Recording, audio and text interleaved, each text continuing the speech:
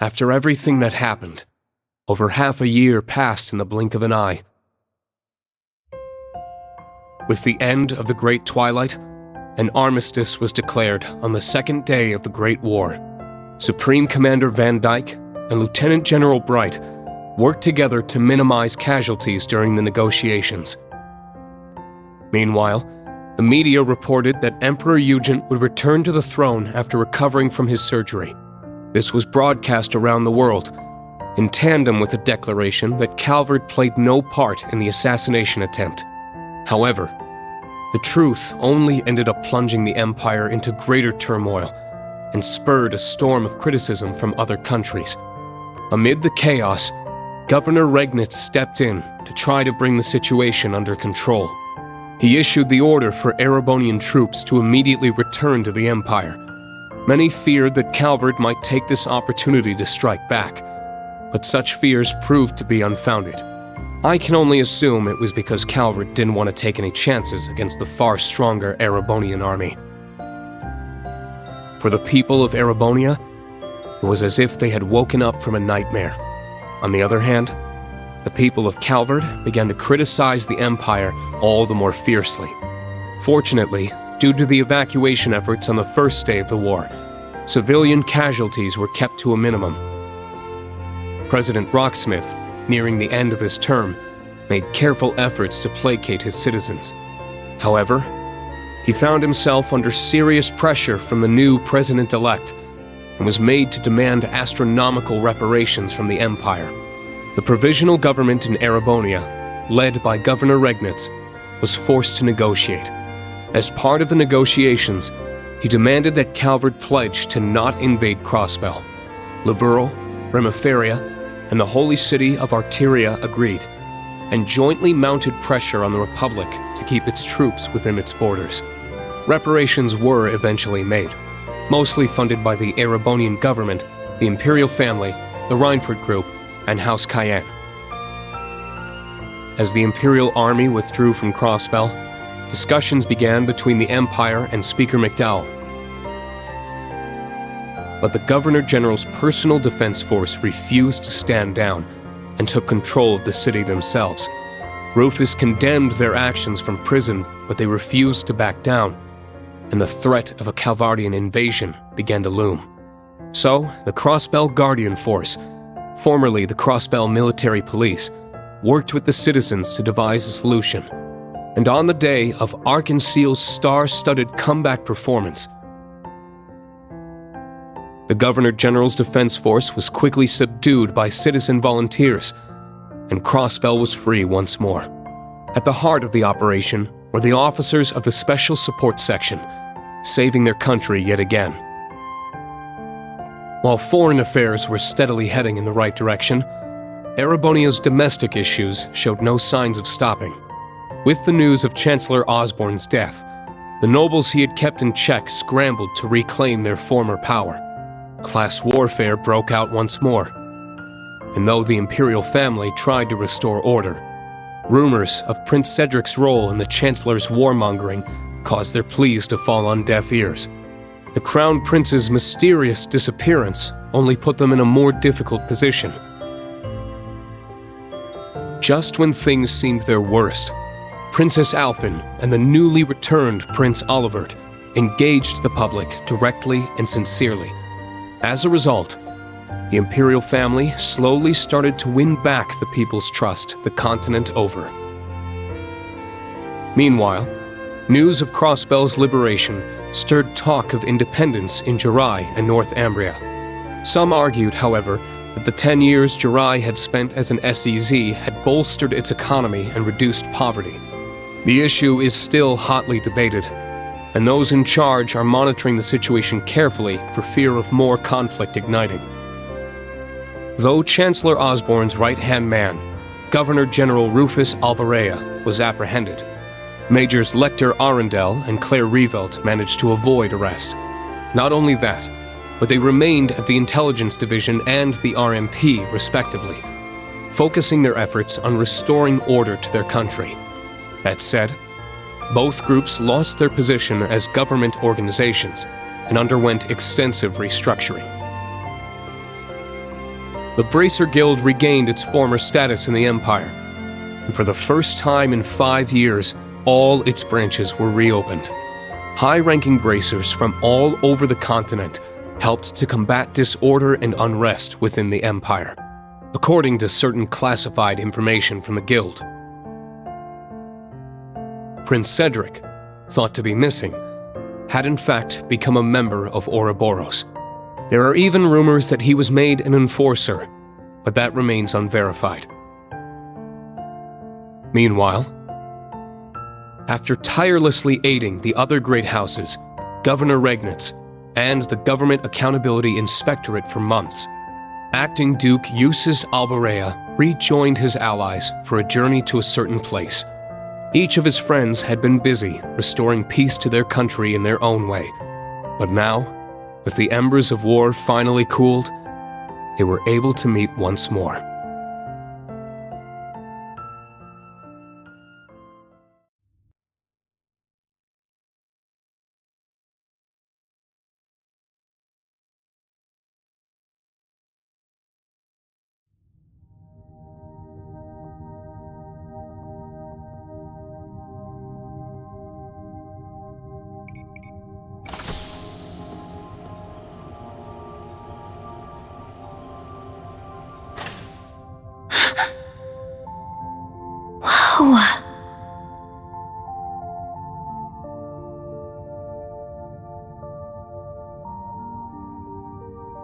A backup OZ-74 unit. So your dad prepared this, Elisa?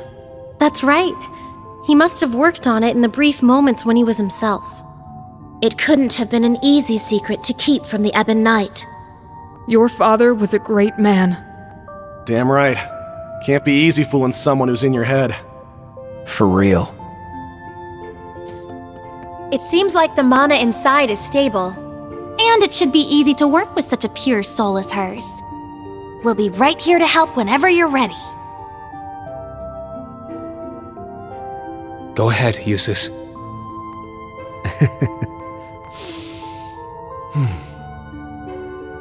Come on, man. What are you waiting for? Now, bring out the sword. Right. Altina, you should help too. Don't worry. I know it'll turn out just fine. That's right, Allie. Be brave. I will.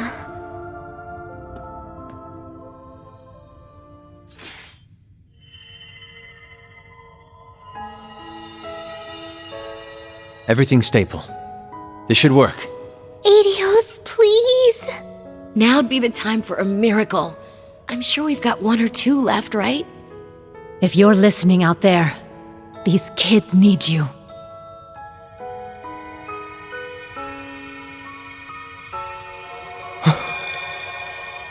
The sword.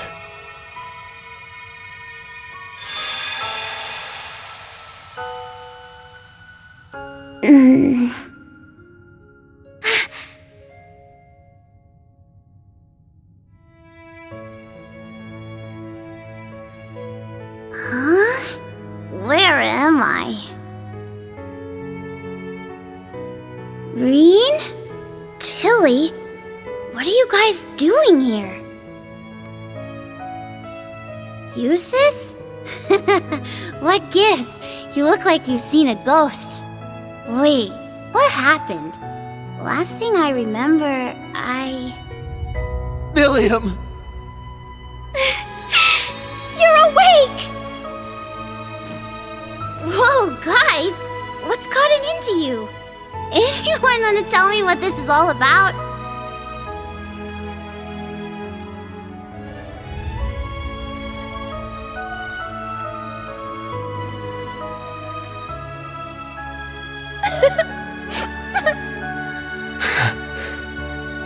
It's kind of a long story. So much happened while you were asleep. But before we get to all that...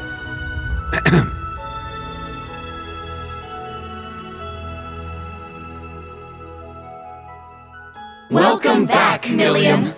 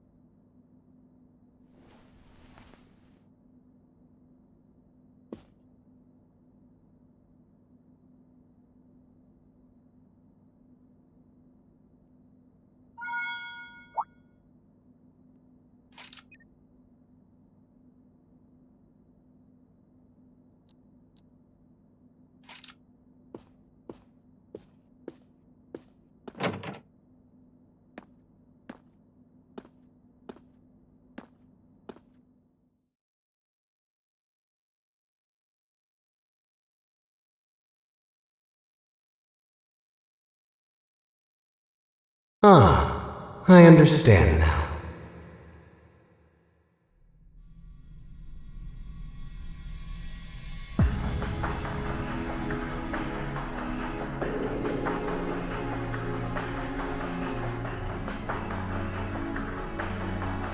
However, it seems the situation is slightly beyond the scope of our expectations. The seventh Anguis has been lost to us, while the second continues her leave of absence. Though perhaps the biggest surprise is that neither the Stalritter nor McBurn have returned. Well, old McBurn's finally gone out on a journey of self-discovery. Little too late if you ask me, though. As for the Stalritter, it seems like they've decided to branch off on their own. That's hardly a cause for concern. The second Anguis is a careful, calculating woman. She's sure to cooperate with the next plan. When she does return, I'm certain McBurn and the Stalritter will follow. And perhaps even Blue Blanc and Luciola too. Though, I think it's safe to say Kruger's never coming back. That makes her the fourth total dropout after Louve, Joshua, and Ren.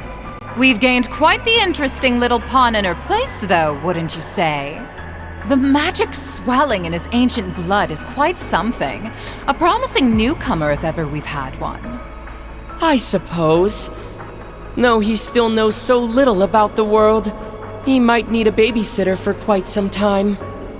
Regardless, let us leave the enforcers to their own discretion.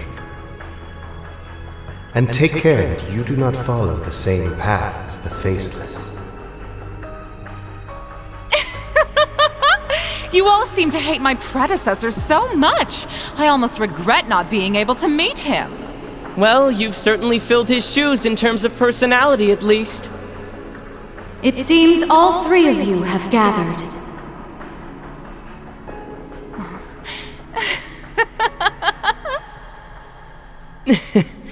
So, you've arrived. Welcome, O Grand Master.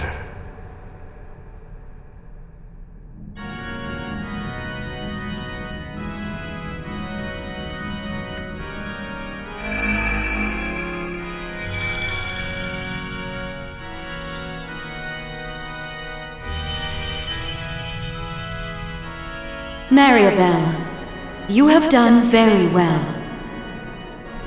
You oversaw the completion of the Phantasmal Blaze plan and returned safely.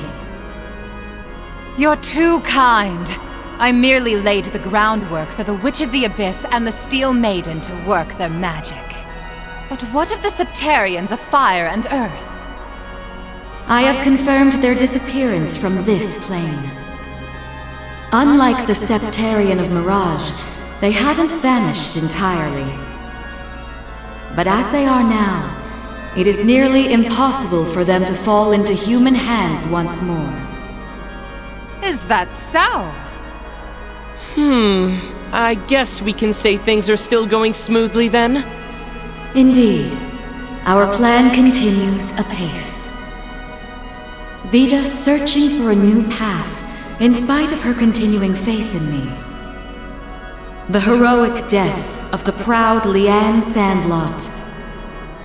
McBurn, the former overlord of the Beyond, realizing the truth of his home.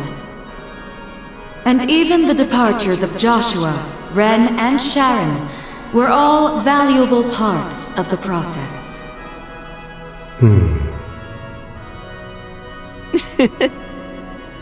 In short, everything that happens is within your knowledge and by your mercy. To be honest, it's simply incredible. Your very existence is akin to Ars Magna. No, I am but a shadow. I exist solely to announce the appointed time to the world. The other Anguis may not be present, but I shall make this declaration here and now. The world has escaped the Great Twilight, extending its lifespan ever so slightly. 3 years yet remain, until all returns to primordial nothingness. The third stage of the Orpheus final plan, the Eternal Recurrence Plan, begins now.